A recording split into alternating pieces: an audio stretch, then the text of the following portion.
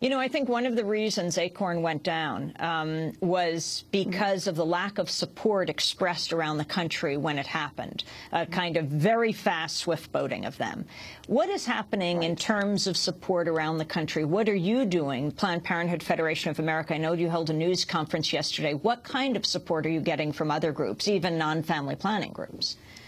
Right. No, it's a great question. And I have to say, we have been flooded with not only former patients of Planned Parenthood, current patients, but many organizations, more than 125 national organizations who have come to our support, both in letters, in press releases, and then, of course, on the Hill yesterday, we had a press conference with members of the House of Representatives. I think we'll be doing one with the Senate as well.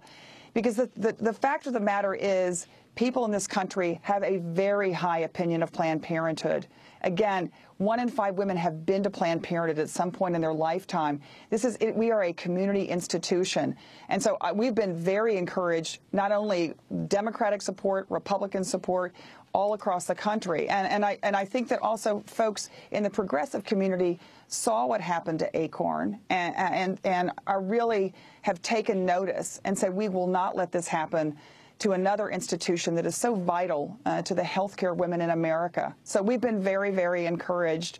And I think the truth will out here on Live Action. I think these kinds of deceptive tactics, these kind of faked up videos, they only work for so long. And I will put our healthcare record up against any organization in America for providing high quality, affordable care to millions of women who need us. Finally, the very horrifying news out of Pennsylvania. Governor Tom Corbett said on Tuesday a number of state workers have been fired and the state's abortion clinics will come under greater oversight following a probe into a Philadelphia clinic where a woman and 7 newborn babies were killed. Dr. Kermit Gosnell was arrested last month along with his wife and 8 unlicensed employees. A grand jury report accusing Gosnell of regularly and illegally delivering live, viable babies in the 3rd trimester, then murdering the newborns by severing their spinal cords. It's a horrific story. Gosnell and his staff are also accused of killing a pregnant mother by providing her with too much anesthesia. The report singling out Pennsylvania's health and medical regulators for ignoring complaints against the clinic dating back to 1993. Can you talk about your response to this, Cecile Richards? Look, it's a horrific story, Amy, and I think that what is, in some ways to me, it really underscores the danger of what's happening in Congress, which is what we're seeing is this attempt to move a legal medical procedure that many women need, abortion, and putting it in the back alley again and putting folks like Planned Parenthood, who are responsible medical providers. We have the highest quality staff. We have medical doctors from the most prestigious medical schools.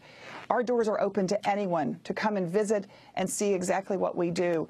It's so important that we have providers who will provide women with excellent care who need it. And I think the case in Pennsylvania is just a case in point. My fear is that if the House of Representatives is successful, and they put Planned Parenthood completely out of business, which is their goal, we are going to see more stories like this because we are going to see women who will be desperate to terminate a pregnancy and they will go anywhere to do it.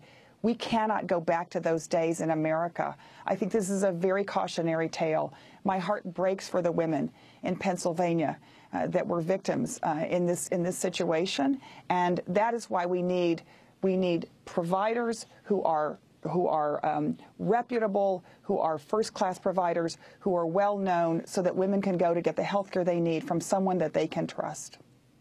I want to thank you very much, Cecile Richards, for joining us, President of the Planned Parenthood Federation of America, the nation's leading provider of reproductive health care and sex education, and the country's largest advocacy organization for women's health and rights. Thanks so much for being with us. This is Democracy Now!, democracynow.org, The War and Peace Report. When we